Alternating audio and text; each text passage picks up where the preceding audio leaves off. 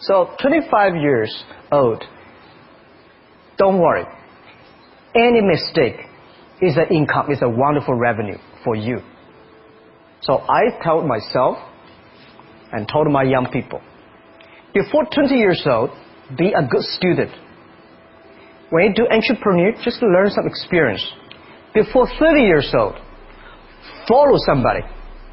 Go to a small company. Normally in a big company, it is good to learn processing. You are a part of a big machine. But when you go to a small company, you learn the passion, you learn the dreams. You learn how to do a lot of things at one time. So before 30 years old, it's not which company you go, it's which boss you follow. It's very important. A good boss teaches you differently. And from 30 to 40 years old, you have to think very clearly when you're working for yourself. If you really want to be an entrepreneur. When you're 40 to 50 years old, you have to do all the things that you are good at. Don't try to drop into the new area. It's too late. You may be successful, but the rate of dying is too big. So 40 to 50, think about how can focus on things that you are good at. But when you are 50 to 60 years old, work for the young people. Because young people can do better than you. So rely on them, invest on them, making sure they're good. So when you are over 60 years old, spend time for yourself. On the beach, sunshine, right? It's too late for you to change normally. But this is my advice to the young people. 25 years old, make enough mistakes. Don't worry. You fall, you stand up. You fall, you stand up. Enjoy it. 25 years old, enjoy the show, enjoy the show. I did not have a rich father. Tried 3 times for university. All failed. I applied for Harvard for 10 times. All failed. They don't even want to see me. For the last time, I went to the teacher's college, which was considered the 3rd or 4th class of my city. So I applied jobs for 30 times, got rejected. It was so difficult at that time. I was so frustrated because I taught in the university. My pay was $10 a month. Because I could not find a good job. In 1994, discussed that I'm going to do something called internet. And 23 of them against it. They said, this is a stupid idea. We have never heard about internet. And you know nothing about computer. And I never thought I was smart. Nobody believed that I could be successful. Because everybody say, well, this guy think differently, think crazily. They think about something that never worked.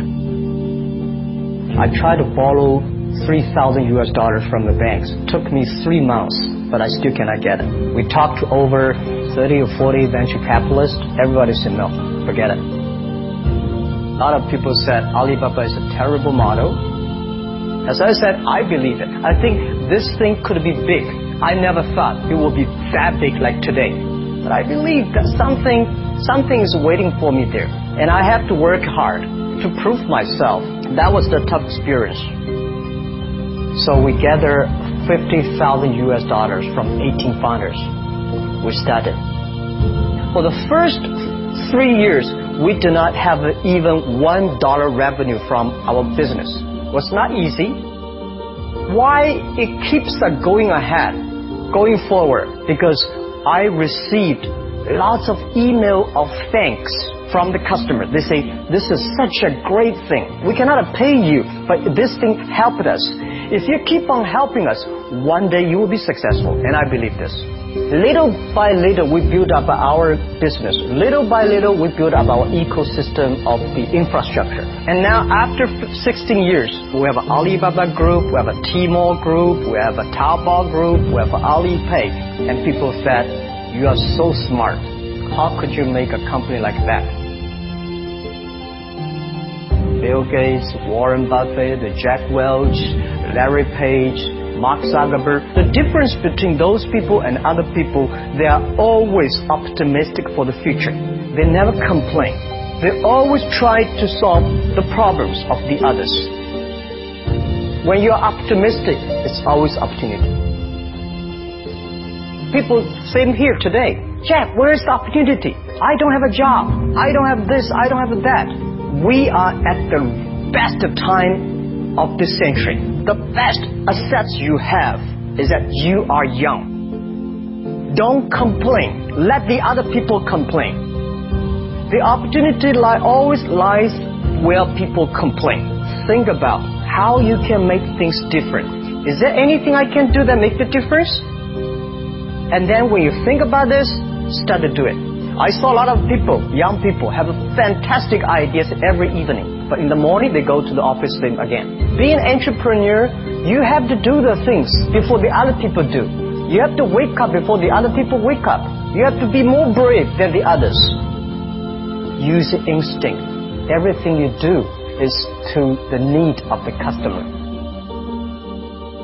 To everybody, to any person, tomorrow is new. Make the move. Make the action.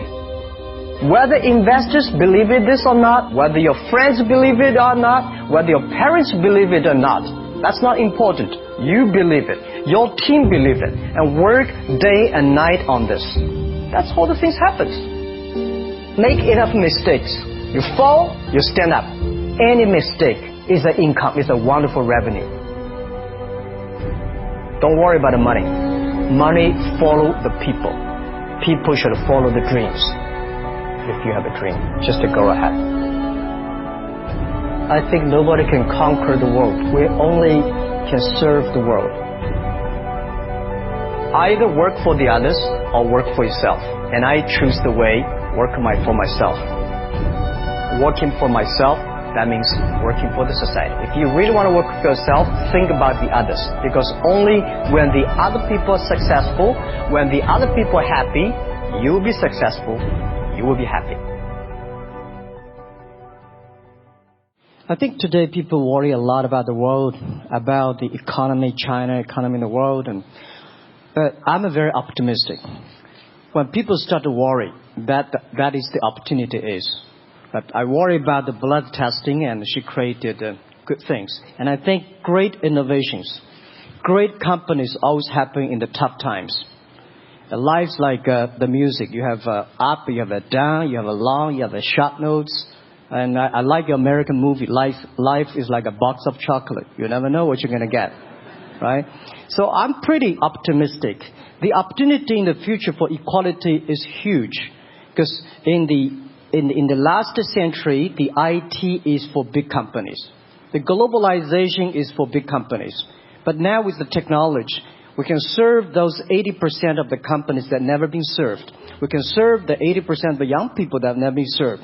Technology for internet is so cheap, so easy to use. One of the reasons why we grow in China e-commerce so fast, much faster than the USA, because our infrastructure of commerce in China was too bad. When it is too bad, something happens and goes. Today we are working on the rural areas of China. I can never imagine that China, about 800 million people still live in the rural areas, are farmers. And there are about close to 200 million people. Their income is less than $1 per day. And before the internet, it's impossible for these guys to reach the PC because it's so difficult. Even people like me, I don't know how to use a PC. But now 80% of the farmers, those people using mobile phones. When I have the mobile phones, the internet, the data, things change a lot. So I'm excited about the future. People always worry. That's I love the young kids sitting there and talking about the dream, the hopes. Because if they have the hope, we have the hope. That's what I believe. And let's just take what you do. And I've loved every description I've ever heard about how you serve people, and your story about the bamboo farmers and your wife and her friends. It was fabulous. But where's this going? What are you going to do?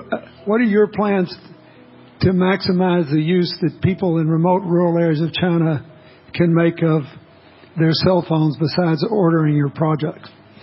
How are you going to get it? Are you going to get them in the banking system through cell phones? How? Well, we never know that we can grow so fast. The past 5 months, we covered 4,500 villages. And these people, normally they use in very traditional way. It took them like we went to a rural area. It took the farmers 2 hours to work to the downtown in the middle of the town and buy things. But today, because the mobile phone, and we can deliver things to their home, to their village within 72 hours. I remember last week I read a very interesting news. This is amazing. There is a girl, she told me a story. She said her grandfather, 92 years old birthday. And for his life, he always wanted to try one Western style food. But he lived in the rural areas. There's no such restaurant food. So she said, I tried on the internet, book a restaurant dinner for Western food, delivered to that village. And they finally immediately find one restaurant. There are 3 guys. They took like a 3 days bus from Shanghai to that village, made Italian spaghetti and beef for them for this 92 years old birthday. And whole village was excited. Everybody started, wow, we can order food, Western style food. So buying almost everything. And also we're helping. There are a lot of farmers. They plant a lot of apples, great apples. But 90% of the apples rotted because there's nobody buy them. They normally buy track. If you sell the apples, they sell whole track. And using the traditional way, they can sell by whole basket of the apples. But now, because of the internet, they sell by one. Each apple they sell $1. Or 1 RMB or 2 RMB for each. So the farmers will see using internet, they can buy and sell using the mobile phone. That changed their lives. And I think it's exciting. And people need examples when they see, my neighbor made money through online to selling things. My neighbor buy much interesting things online. People start to learn. And more people start to buy the mobile phones.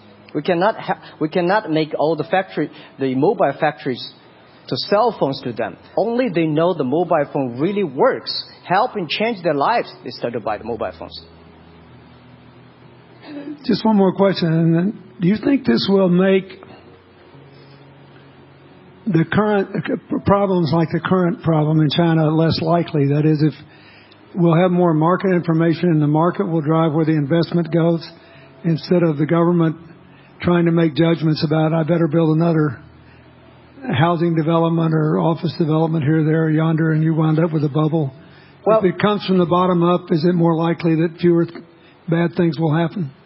Yeah, I think the last week I was in Seattle discussing about the China economy. I think you American people worry too much about the China economy. Well, you see, every time when you start to worry about China goes better. Every time you think China's in problem, we'll get better. But when you have to say, you have a high expectation of China always a problem. Like parents have the expectation of the kids, are the same. But there's a big difference between American consumption because people say, the economy is bad, so China consumption will be good low. No, totally different. You Americans love to spend tomorrow's money. And the other people's money, maybe. Or maybe the children's money. We Chinese love to save money. We are probably the largest country, the safe deposit in the whole world. Because we've been poor for so many years. When we make money, we put in the banks. Because someday we know the disaster is coming, so we can spend the money. So when the economy is bad, we still have the money to spend. You guys probably don't. You worry. And the second thing is that China been focusing on developing for the past 30 years.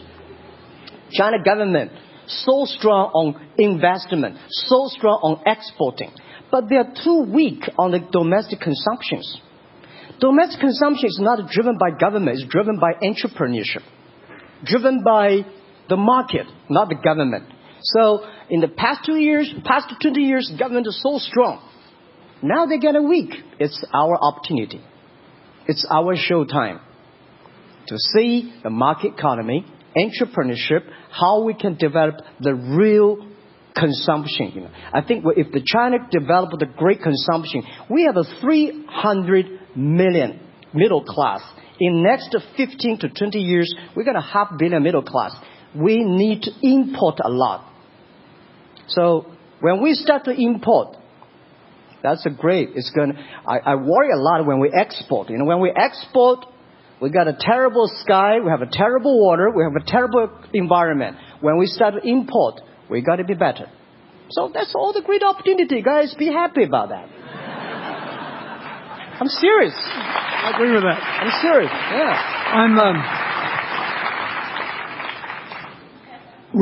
Worry about yourself. Don't worry about the others.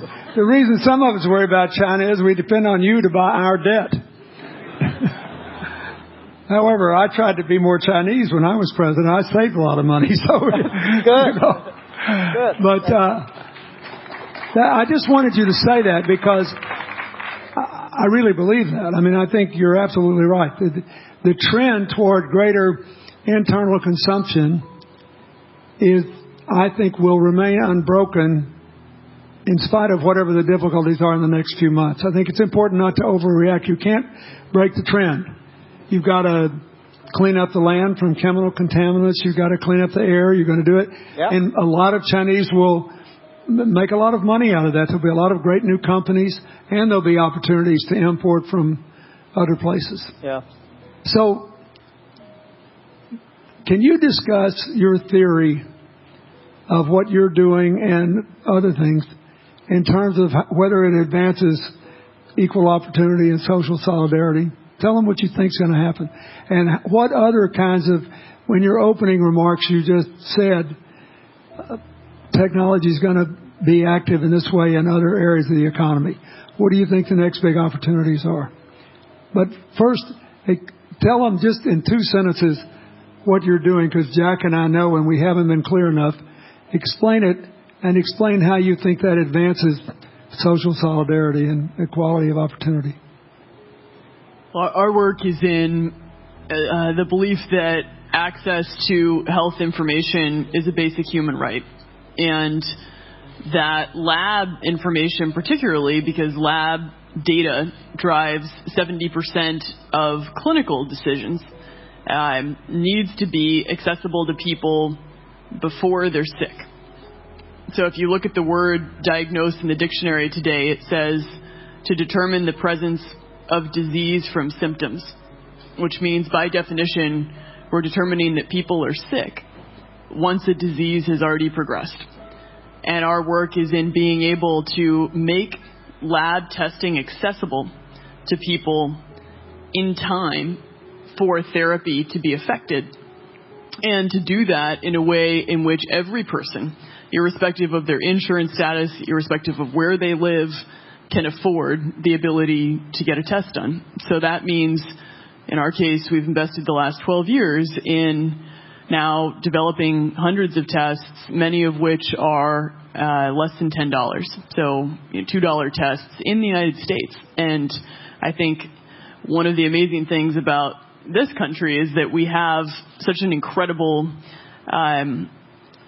ecosystem for fueling creativity, and that creativity can create new markets. So in answer to your question about the market being able to conform itself to social good, I think the creativity that goes into creating these new technologies creates new markets in and of themselves. And our basic belief is that those new markets come from empowering individuals and enfranchising individuals and trusting that individuals have the capability to engage with information, and in accessing that information, beginning to take control of their own outcomes and their own health outcomes, and in doing so, changing the way our healthcare system works. Think what this could mean for rural China, for rural India, for Native American reservations in America, for the Mississippi Delta, for the remote areas of where all the jobs were lost from coal. You're all of a sudden giving people information. And one of the most important things I think we did in my second term as president in the healthcare front, was developed this diabetes self-care program. And all of a sudden, Jack's company could be delivering the means to self-care based on your test. I mean, I think that this is a very big deal. We all want to live as long and as well as we can. And Craig Brenner was here. We were joking about whether we'd make it to 100. But in the meanwhile, you want to keep people healthy. And if they're sick, you want to intervene early, not late. Yeah. Well, and if you look at, the ability to engage with this information, we have a $4 trillion healthcare problem in this country. 20% of it is type 2 diabetes, which is reversible. And we have 90 million Americans who do not know they are pre-diabetic. But access to information and the ability to engage with that information is the foundation for being able to change those outcomes and cost. Right? One more fact, and then I want to call on Jack. You founded this company 12 years ago, right? Yeah. Tell them how old you were. I was 19. Yeah. So,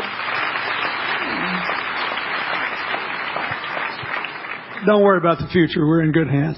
So, I was thinking about 19, where I am. 19, I've not passed the examination for university yet. I failed 3 times, but I think it worked out. I'm not good at schooling. Well, yeah, that's why I give confidence to a lot of young people in China. If Jack Ma can be successful, 80% of the people can be successful.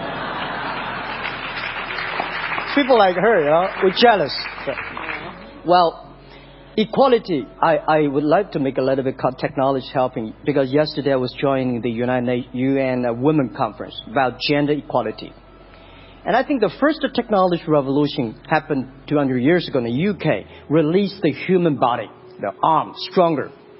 The second technology revolution in the USA for energy, you can last long. But this technology revolution released the brain. So this century is not a competition who is stronger, whose muscle is stronger. It's who is smarter, who is up, who can listen. It's the challenge of wisdom. So man and woman are equal. On the internet, you can never see he's a woman or a man. And on the internet, women can serve much better than men on the internet. And a man talking about a business, talking about numbers, competition, they make business very cold. Women, they make business very cozy, lifestyle, and interesting. 50%, more than 50% of our shop owners, more than 5 million shop owners are women. And people love that. This is the great thing I see, that this century we see more and more women leaders, on the state leaders, presidents. In the future, we're going to General Secretary of the United Nations should be a woman leader. And this is the great century for equality. And I feel excited about that. Let me ask you, we're almost out of time, but one of the things that we haven't talked enough about here, not just here, but generally, is whether the leapfrogging we saw with cell phones, which was instrumental in your phenomenal business success, and which will make it possible for you at the appropriate time to do what you've done on a global scale, hitherto unimaginable in all of human history for anybody to have any of their own health data. We've seen examples, but not the kind of dramatic penetration we need with energy and clean energy, and enough in short enough time to avoid the worst consequences of climate change. So do you believe that, your country has done more than anybody else to try to put up solar panels, and some of your companies went broke because you overdid it, right? But beforehand, and you got to work out the phase out of the coal, the phase into the sun and all that. Meanwhile, Africa, which is growing like crazy because of the cell phone in no small measure, and has 6 of the fastest growing countries in the world, still has vast swaths of its land totally dark at night. Do you believe that it's possible for us to scale up with distributed solar power rather than centralized as quick as we did with the cell phone? And if so, and if that were your business, if you had to quit what you're doing today and start there, how would you do it? And how would you do it? Lady first, I know that. I'm such a huge believer in technology, and I think especially right now we're at an incredible time in terms of new technology and the ability to apply technology in a scalable way towards solving some of these problems. So I would look at it in the context of some of the renewable solutions that we already have, and in the context of empowering, connecting individuals with access to those solutions, and in the context of creating markets around them. I think that there's real opportunity to actually create an ecosystem in which people can financially benefit from these solutions, and I think that's going to drive an adoption. I think in developing economies, there's a revenue stream associated with that, and the more we can turn even already some of the technologies that we have into markets, the more that we can fuel, I believe, local growth and individual engagement in beginning to adopt some of these solutions. Just related to that, Jack, you answer it, and then I'll ask you one final question. Yeah, I'm a strong believer that technology can make world much better, because people say China economy is getting slower. I'm happy about 7%, even 5%. Even 5% of the GDP of the number of China, of the second largest economy, is big enough. But you don't expect China to keep on growing 11%. Because like one human body, when you're 1.8 meters tall, you cannot keep on like a 10% grow every year. You have to grow the quality, your mind, the wisdom. So I think China needs new technology to solve these problems.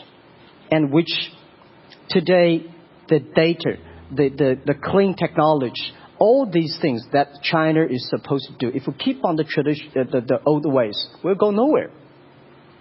This is why I feel excited, because people ask me, what is your dream now? Because I never thought I would be today. I can sit here talking to president. I'm like a guy, on the street, and like failed 3 times for university, 5 times for high key schools. I applied for 10 times in Harvard school, all rejected. I never thought, because of the technology, because the internet gave me this opportunity. So I'm thinking, when I retire, I don't want the Chinese people have a terrible water to drink, unsafe food, and the money we make all spent in the hospital. That's disaster. So how we can use in the technology to enable young people. The great chance of this world, don't worry about it. We got 1.4 billion people who were born in 1980s. They are the people of the internet times. They are going to have new ways to solve the world problems. The things you are worried about today, they can solve it. And human beings have these kind of worries for centuries. And young people can always solve it. And today, when you have a right direction, clean energy, the climate change, all these issues, they will be solved, and these are the great opportunities ahead of us. Anything else? I agree with that. I think the more we can enfranchise people, the more we can create ecosystems in which individuals are empowered, the more we give rights to individuals to be able to build businesses, to be able to pursue the economic benefit of technologies, the more you see these markets change. Before they leave the stage, I want you to look at them. And I want you to think about the time we have had to spend here dealing with the refugee problems in Syria and Lebanon. Stand up, Elias. This is my friend Elias Bousab. He's the education minister in Lebanon. He's got to educate all these kids. And so he left a miracle that very much reflects the lives that Elizabeth and Jack have lived. He was in a very responsible position at the American University of Dubai. They started bringing American scholars over there to live in an Arabic culture. He did all these wonderful things. Lebanon got in trouble. He went home to save his country. What is the difference? How much more could he and every smart Lebanese person do if they could focus on these things? And why can he not? Because the place is dominated by people who think their differences are more important than their common humanity and their common challenges. You cannot imagine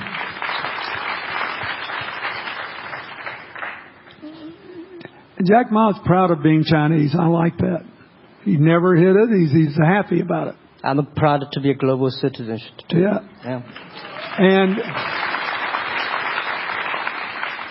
I imagine Elizabeth's proud to be a blonde-haired, blue-eyed American techno whiz from Northern California. Yes. But they don't, not a word either one of them has said has defined the meaning of their lives or the direction of their work with negative reference to someone else. My friend Dikembe Mutombo, stand up. No, you don't have to stand up. It'll hurt you too much. You're an old man. My 7'2" tall friend was just inducted into the National Basketball Association Hall of Fame. And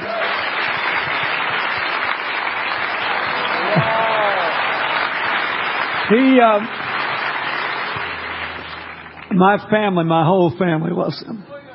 And I have seen how much he has given back to his native country, Congo, which has been so troubled. I've known him a long time. We both went to Georgetown University. I did before he was born, I think. I've never heard him say a resentful thing about anybody. I have seen him give and give and give and try to give the people in his native land opportunities. Why am I telling you this? He's had a good life because he never defined his life with negative reference to anybody else. He never begrudged anybody else's success. And he thought he had an obligation to help other people. I'm telling you, we are back in a time of collective global insecurity where the main struggle is the oldest one in human history, just in modern techno realities. I mean, if you were trying to build the Middle East, you would think about our permanent sponsor here, the ambassador from Oman, who her government tried to help head off a calamitous war in the Middle East over the nuclear issue in Iran. We all pray to God that it'll work out all right. And the lead she made. You look around all these places, wherever people are putting aside their differences and working together, good things are happening. We cannot achieve economic or social equality without living in the factual realities of the world we face, looking at the obstacles, looking at the opportunities, making the best decisions. And those of us who even feel good about ourselves because we think we spend a lot of time giving, our whole goal should be to work ourselves out of a job. One of the things that Bill and Tanny Austin are sitting there with Starkey, they started giving away hearing aids, and then they decided, well, we better teach these young people how to speak. If they get the gift of hearing, they'll have to learn that. So they got into the education business. Sonny Barkey got into the education business and decided somebody ought to do something really dramatic to remind people that the only people that really matter are the teachers. So he gave the first Global Teacher of the Year award last year, and an international panel gave the prize to a teacher from Maine who promptly gave the entire $1 million to her school. The woman never made any money in her life. She gave all the money away immediately. The future is going to be forged by people who think of how to use the modern tools that we are given, as Elizabeth and Jack have, to create opportunity through empowerment. And it will not be a straight line. It's too many moving parts. But I just want you to think about that. The reason you feel good looking at them is that you identify with them even though they're different from you. And that's basically where we are all over again, and we can't slip back. We can't give up. That's why when we had the Prime Minister of Italy and George Soros talking about the future of Europe, and George said it was coming apart, and the Prime Minister said, no, it doesn't have to come apart if it's about something more than economics. I thought it doesn't have to come apart if you will it not to. And you put yourself on the line for it. There are no guaranteed outcomes today, but you can guarantee that the trend is right. So go ahead, you were going to say something, weren't you? Yeah, I just wanted to add, as we're talking about the future and from my own experience and looking at all the faces here, I think a huge part of the answer to your question is also to raise our little girls with the stereotype that they can be the best in engineering and science and math. Because when they do in all of these industries, it changes everything. And we need to do that in this country, and we need to do that as parents in other countries. Yeah, I was thinking about if what you say. I think about when you talk about problems, you normally is like a politician. When you talk about opportunities at the business people, I was thinking about how we can using this all the problems that change the problem become the opportunity. And I don't know. I just feel excited when people talk about problems. I think think about if you can solve one of them, that's the chance. And today, nobody live in this century has so many opportunities and so many tools they can use to change other people's life. And I think in the last century, which I call the IT time, this century is called the DT time, data technology. IT is to empower yourself, make yourself strong. DT is to empower the others. When you empower the others, you empower your future, yourself. So when I listen to you talk, I agree, and I think that's why we were born in this century. That's why how we can use the internet to help more people. Let's give them a hand. Thank you.